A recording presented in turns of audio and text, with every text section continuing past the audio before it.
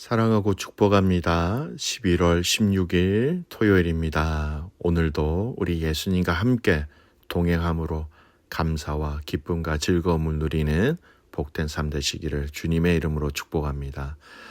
오늘 말씀 제목은 경건의 능력이 있습니까? 라는 제목으로 함께 말씀을 나누고자 합니다. 오늘 말씀은 디모데후서 3장 1절에서 19절까지 말씀입니다. 말씀 봉독합니다. 너희는 이것을 알라. 말세에 고통하는 때가 이르러 사람들이 자기를 사랑하며 돈을 사랑하며 자랑하며 교만하며 비방하며 부모를 거역하며 감사하지 아니하며 거룩하지 아니하며 무정하며 원통함을 풀지 아니하며 모함하며 절제하지 못하며 사나우며 선한 것을 좋아하지 아니하며 배신하며 조급하며 자만하며 쾌락을 사랑하기를 하나님 사랑하는 것보다 더하며 경건의 모양은 있으나 경건의 능력은 부인하니 이 같은 자들에게서 네가 돌아서라. 그들 중에 남의 집에 가만히 들어가 어리석은 여자를 유인하는 자들이 있으니 그 여자는 죄를 중히 지고 여러 가지 욕심에 끌린 바 되어 항상 배우나 끝내 진리의 지식에 이를 수 없느니라. 안네와 암브레가 모세를 대적한 것 같이 그들도 진리를 대적하니 이 사람들은 그 마음이 부패한 자요 믿음에 관하여는 버림받은 자들이라. 그러나 그들이 더 나아가지 못할 것은 저 두 사람이 된 것과 같이 그들의 어리석음이 드러날 것임이라. 아멘. 오늘 말씀 제목에는 경건의 능력이 있습니까? 라는 제목으로 함께 말씀을 나누고자 합니다. 오늘 본문의 말씀 디모데후서 3장 말씀입니다. 여러분, 요즘 세상 사람들의 입술을 통해서 참 많이 표현되어지고 있는 단어가 있습니다. 그 단어가 무엇일까요? 바로 그 단어는 말세라는 단어입니다. 참 지금 말세다라는 고백이죠. 그런데 여러분, 이 말세라는 이 단어의 정의가 세상이 얘기하고 있는 정의와 성경이 얘기하고 있는 그 의미가 다르다라는 겁니다. 가끔씩 우리 성도들도 이 말세라고 하는 이 단어가 성경적 정의를 모르고 그냥 세상이 얘기하는 그런 의미로 이해하고 있는, 그래서 그렇게 표현하고 있을 때가 많다라는 겁니다. 오늘 이 시간을 통하여서 성경이 이야기하고 있는 말세의 정의와 그리고 이 말세라고 하는 이 시대를 우리가 어떻게 살아가야 하는지를 오늘 이 디모데후서 3장 말씀을 통해서 함께 발견하고 함께 찾을 수 있는 은혜가 있기를 간절히 소원합니다. 여러분, 이 말세라는 말의 정의가 무엇일까요? 일단 세상에서 이야기하고 있는 말세라는 정의와 성경이 이야기하고 있는 말세라는 정의가 확연하게 차이가 있다는 것을 분명히 인지해야 합니다. 먼저 세상이 이야기하고 있는 이 말세의 정의는 이겁니다. 세상의 끝이라는 의미입니다. 하지만 그 내면적 의미는 이렇습니다. 정치, 도덕, 풍속 따위가 아주 쇠퇴하여 끝판이 된 세상, 이것이 사전적 정의입니다. 즉 세상의 모든 가치와 성과 악 기준들이 뒤죽박죽 되어서 세상의 모든 도덕적 또는 현실적 가치와 기준이 다 허물어진 상태라는 겁니다. 사람들이 말세라는 단어를 언제 제일 많이 사용합니까? 바로 뉴스나 신문이나 주위 사람들을 통해서 도저히 일반적인 이 관계와 세상 속에서 일어날 수 없는 일들이 일어날 때 세상 말세다 말세 이렇게 이야기하지 않습니까? 아버지와 아들 또는 스승과 제자, 남자와 여자, 사람과 사람이라는 이전의 모든 정상적인 그런 관계와 가치관이 다 허물어지고 사라지고 전혀 다른 사건들이 일어날 때 세상 말세다, 사람들은 그렇게 얘기하고 있습니다. 이것이 세상 사람들이 얘기하고 있는 말세의 기준 또 말세의 의미라는 겁니다. 그렇다면 여러분, 성경이 이야기하고 있는 말세라는 단어의 정의가 무엇인지 아십니까? 성도들이 말세하면 세상의 끝이라고 이해하는 성도들이 많습니다. 여러분, 세상의 끝은요, 그 의미는 그 종말이라는 단어가 더 맞는 말입니다. 여러분, 말세, 세상의 끝자리의 시간들이라는 것이죠. 그런데 시간적인 좌표로 이야기해 본다면 말세는 일정한 어느 한 기간을 이야기해야 됩니다. 즉, 성경이 얘기하고 있는 말세라는 것은요, 예수님이 이 땅에 오신 초림 때부터 바로 다시 오실 그 재림의 주님 그때까지라는 거예요.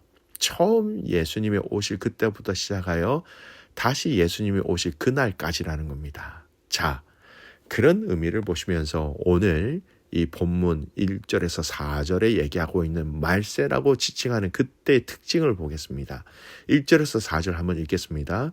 너는 이것을 알라. 말세에 고통하는 때가 이르러 사람들이 자기를 사랑하며 돈을 사랑하며 자랑하며 교만하며 비방하며 부모를 거역하며 감사하지 아니하며 거룩하지 아니하며 무정하며 원통함을 풀지 아니하며 모함하며 절제하지 못하며 사나우며 선한 것을 좋아하지 아니하며 배신하며 조급하며 자만하며 쾌락을 사랑하기를 하나님 사랑하는 것보다 더하며. 여러분, 이 내용이 예수님이 오시기 전에는 그때 그 사람들은 이러지 않았습니까? 아니에요. 예수님이 오시기 전에 과거의 사람들도 이랬습니다. 예수님이 오시기 전 구약 시대를 생각해 보십시오. 사람들이요, 지금 1절에서 4절까지의 말씀의 그 부정적인 내용들 다 하였습니다. 제가 다시 1절에서 4절의 말씀을 읽어볼 테니까 구약적인 사건들이 어떤 것이 있었는지 한번 상상해 보십시오. 너는 이것을 알라. 말세의 고통의 때가 이르러 사람들이 자기를 사랑하며 돈을 사랑하며 자랑하며 교만하며 비방하며 부모를 거역하며 감사하지 아니하며 거룩하지 아니하며 무정하며 원통함을 풀지 아니하며 모함하며 절제하지 못하며 사나우며 선한 것을 좋아하지 아니하며 배신하며 조급하며 자만하며 쾌락을 사랑하기를 하나님 사랑하는 것보다 더하며. 여러분, 구약에도 분명히 있었습니다. 이러한 사람들의 악함은 구약에도 있었다라는 것이죠. 이러한 표징들은 구약 때부터 있었습니다. 아담과 하와가 죄악으로, 그리고 노아의 가정이 있을 때 그 시대를 보면 그때도 말세가 되어야 한다는 겁니다. 그러면 세상이 시작될 때부터 말세가 되어야 하는 건가?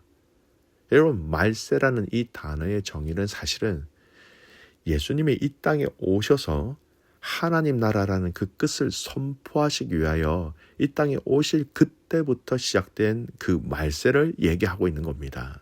즉, 예수님이 이 땅에 오셔서 회개하라, 하나님 나라 또는 천국이 가까이 왔다라고 말씀하셨지요. 여러분, 하나님 나라라는 이 말씀의 선포는 결국은 이 땅, 이 세상의 종말을 함께 이야기하고 있는 것이죠. 그래서 여러분, 우리는 성경에서 얘기하는 이 말세라는 이 단어의 정의는 예수님이 오셔서 하나님 나라라는 이 말씀을 주셨고, 또 하나님 나라가 완성되어지는 그 다시 예수님이 오시는 그 순간에 이 세상 나라가 끝나버리기 때문에 그 세상의 마지막을 예수님을 통하여 선포하신 그때, 그 마지막을 말씀하신 그때부터 다시 오실 그때까지를 말세라고 기간적으로 얘기하고 있다라는 겁니다. 우리가 말세다라는 이 사건들이 과거에도 있었다고 말씀드렸습니다.